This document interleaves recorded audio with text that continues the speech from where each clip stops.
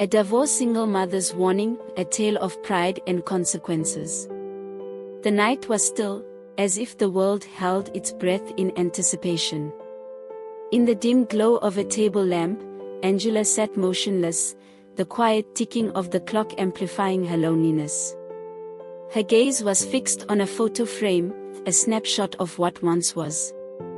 A family, united by love but torn apart by wounds that no longer bled, yet scarred. Angela's fingers trembled as she picked up her pen. This wasn't just a letter. It was an attempt at redemption, a confession crafted to warn others against the path she had walked. She inhaled deeply, her chest tightening as the memories surfaced like a tidal wave. "I'm writing this," she began, the ink staining the paper like tears, "because someone needs to hear the truth before it's too late. This is not a plea for sympathy. It's a warning, a mother's cry for vigilance in a world where pride can cost you everything." Angela's story wasn't extraordinary, but it was painfully real. She had met her ex-husband, Eric, during her college years. Their love blossomed against the odds, a bond so deep it felt indestructible. 6 years of unwavering support and dreams shared led to a fairy tale wedding. Their son arrived shortly after, a beautiful symbol of their love. But fairy tales, Angela now knew, didn't always end in happily ever after. It started small, a snide remark here, a dismissive comment there. Angela's pride, her unyielding need to assert control, grew like a silent storm. Eric, a man of quiet strength, bore the brunt of it.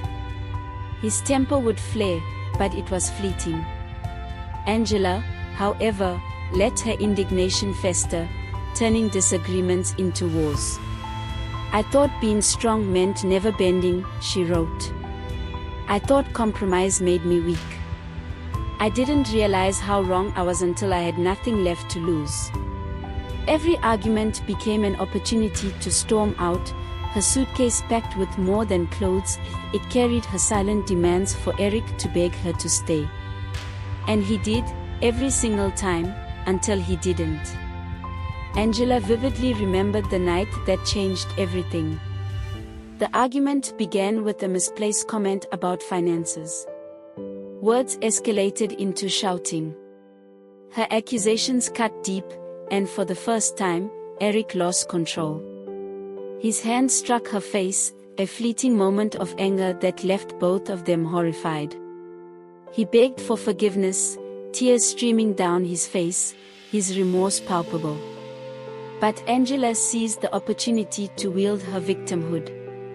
Her pride turned a moment of weakness into a weapon. She called the police, transforming their private agony into a public scandal. "I wasn't innocent," Angela confessed. "But I told the story in a way that made me look blameless. My sisters rallied behind me, calling him a monster, telling me I deserved better. And I believed them because it was easier than facing my own faults." The breaking point came months later. Eric, once so desperate to save their marriage, fell silent. Their fights dwindled not because of resolution, but because Eric stopped trying. One night, Angela's phone rang, a chilling call informing her that Eric had collapsed at work and was in the hospital. Her instincts screamed for her to go to him, but her family's voices drowned out her heart. "It's just a trick to get you back," they said. Angela stayed home, her pride whispering that she was justified. When Eric recovered, he didn't call. Instead, she received divorce papers. Staring at the document, Angela's world crumbled. Yet even then, her pride refused to let her admit defeat. "I told myself I wanted the divorce too," she wrote. "But deep down, I was dying inside." In court, Angela demanded a share of their assets, hoping to hurt Eric as much as she hurt. But Eric's response left her shattered. "Take everything," he said, his voice steady and resigned. "I only want my freedom." For the first time, Angela saw the man she had reduced to a shell. She wanted to scream, to beg him to fight for her. But she remained silent, her pride still clinging to its final thread. After the divorce, Angela's life unraveled. Eric remarried a year later. His new wife, gentle and kind, became the stepmother to their son. Angela watched from the sidelines as Eric built a new life, one filled with joy and stability, everything she had thrown away. My family, the same ones who pushed me to fight him, began to distance themselves, Angela wrote.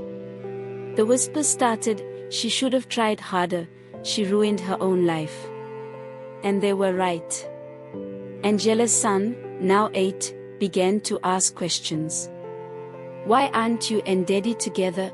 he asked one night, his innocent eyes searching hers for answers she couldn't give. "It's complicated," she whispered, her voice breaking. How could she tell him the truth? That it was her pride, her unyielding arrogance, that tore their family apart.